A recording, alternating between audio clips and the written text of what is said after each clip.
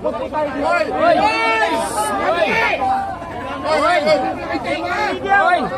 na yung media, natakpan na. Masyadong malayo si ma'am. Masyadong malayo.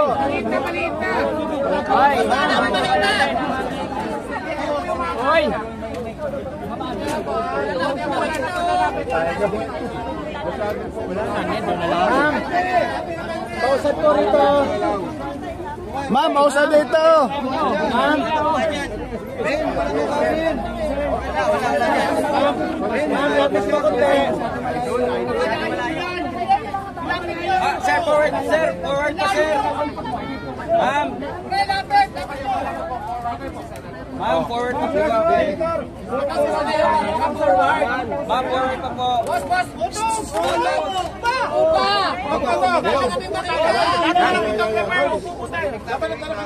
Okay. Go.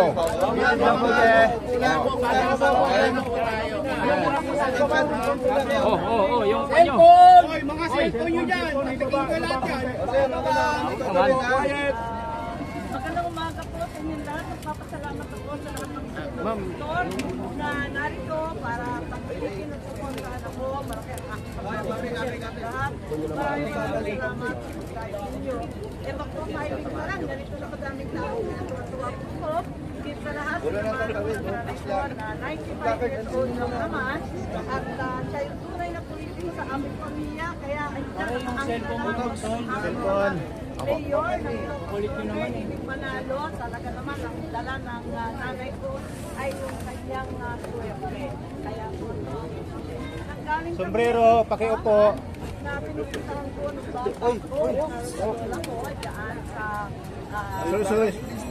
revenue. Kaya nanggaling po kami, matapos yun, kami ng blessing sa Apo Bali. Tapos pumasok na dito sa Manila Hotel.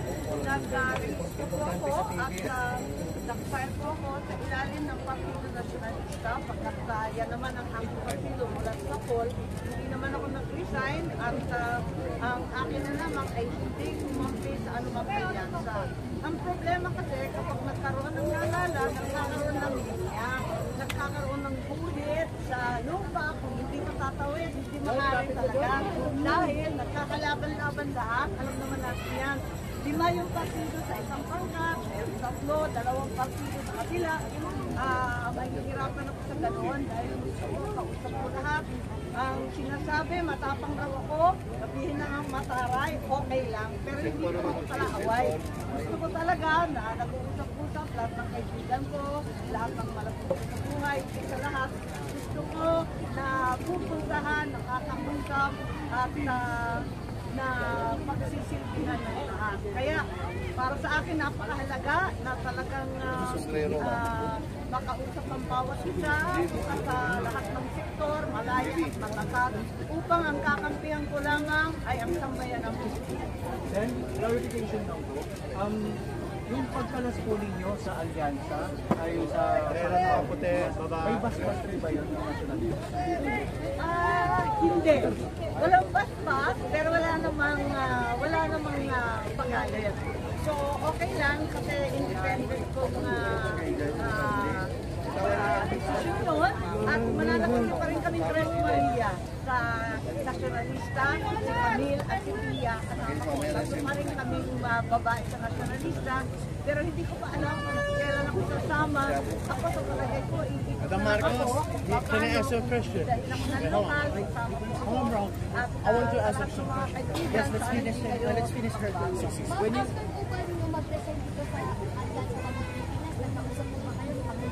Hindi pa kami nag-uusap eh. Yun na yung sinasabi ng nanay ko. Andito. At nagsabi naman siya na suportado pa rin ako. Pero papasalamat ulit. When you said, ma'am, na mananatili po kayong Tres Marias, does that mean to say na may Tatanggalin niyo ba ang ano?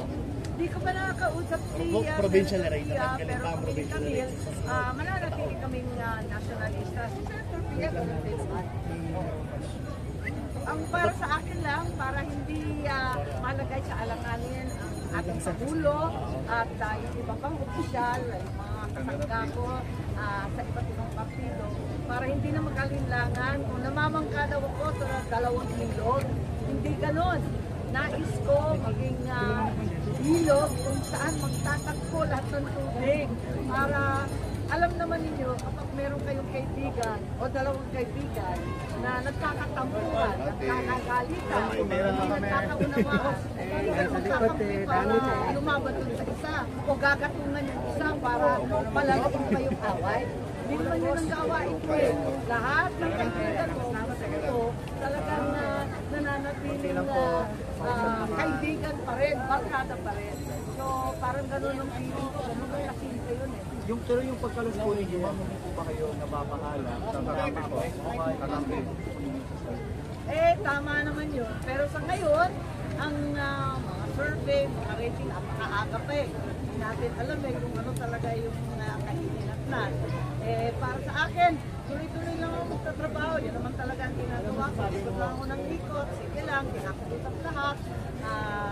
Nakikisuyo sa iba't ibang sektor kung anong maitutulong. Halimbawa, ngayon, nandito yung mga senior citizens, marami din tayong walang dolo. Nagpapasalamat sa akin kasi ang dami daw nilang natanggap, yung expanded centenarian, yung kanilang senior citizen social stipend. Kahit pa para natulungan ko, ngayon, andito rin yung PWD, kasama na rin ang solo parents, sila naman daw.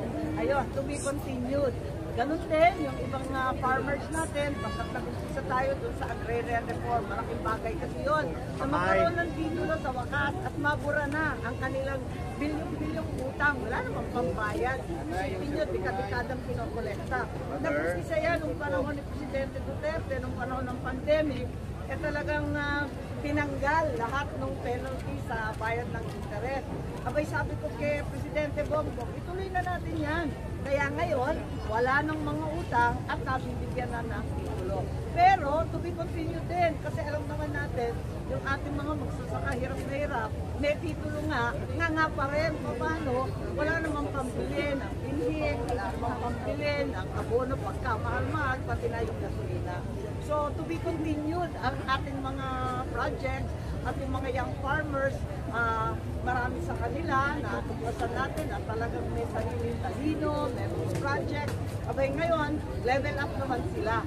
Dapat to scale para marketing na sila. Yung iba, talagang agresibo pang gusto mag-export. Tulungan natin. Can I ask you a question, ma'am? Ma'am, Amy. Alam niyo yung mga survey ngayon, kanya-kanyang survey. Mahirap mag-comment, di ko alam kung aling paniniwalaan. At higit sa lahat, napakaaga para sa politika. Alam naman ninyo yung politika natin sa Pilipinas, parang basketball. Last 2 minutes. Malayo-layo pa tayo sa last 2 minutes. Pero sakaling pala rin sen na muling makabalik sa Senado, ano po yung batas na unang-una ninyo ipapalabas? Ako yung nakatutok sa pagkain. Problematic talaga yung pagkain. Gusto ko talaga tulungan ang ating marginal farmers para bumagsak ang presyo dito sa mga syudad. Hirap na hirap ang ating mga nanay at talagang kapos sa cost of living, sa kataasan ng bigas. Kailangan gawa natin ang paraan na bumaba at napaka-importante yan. At ang recommendation ko nga, wag lang ayuda na hindi naaasahan, na limos-limos lang at barya lang ang pinagpupukot. Ano kaya gawin na natin yung ating mga mangingisda at mga magsasaka, kahit karampot lang, bigyan natin ang sweldo na naaasahan nila na kahit papano yung kanilang kinikita ay maging sapat para sa pamumuhay. Ganon din sa ating mga social stipend, palawakin natin yung 4Ps, hindi lang ayuda na bigla-biglaan, na minsanan, kundi yung naaasahan para makapaglaan sila ng buhay. At naaawa naman ako, kailangan na may dignidad ang Pilipino pagkat hindi naman tayo tamad. Gusto natin magtrabaho. Konting tulong nga lang. Ma'am, kailan po ibibigay yung National Commission of Senior Citizens sa mga matanda po? Ano ba? National Commission of Senior Citizens. Ano yung tanong? National Senior Citizens. Palagay ko yung naayos naman. Nagkaroon kami ng budget hearing. Maayos naman po. So, hindi naman nasasolve yung mga problema nila. At katulad ng sinasabi ko, ayokong kumakampi. Sana magkaisa na sila.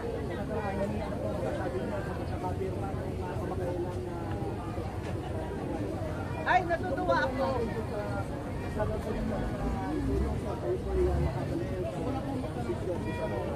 Ang akin, napakarami natin batas.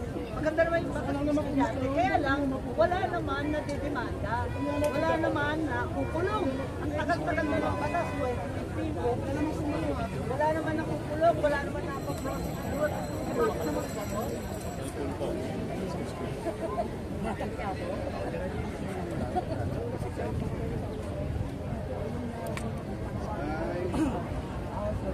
Okay, so ang sinasabi ko sa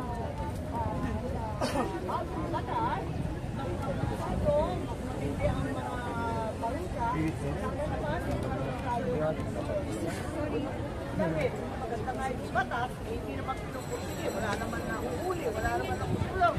At dahil ng pangalan ng binigay ng mga smuggler, ng mga media, may address pa, merong pangalan pa ng korporasyon at kolega. Wala naman na uhuli. Diba? From 2015, Maraming salamat po mga kabayan sa pagsama sa pangalawang araw ngayon sa pagpile ng COC sa mga kandidato, no?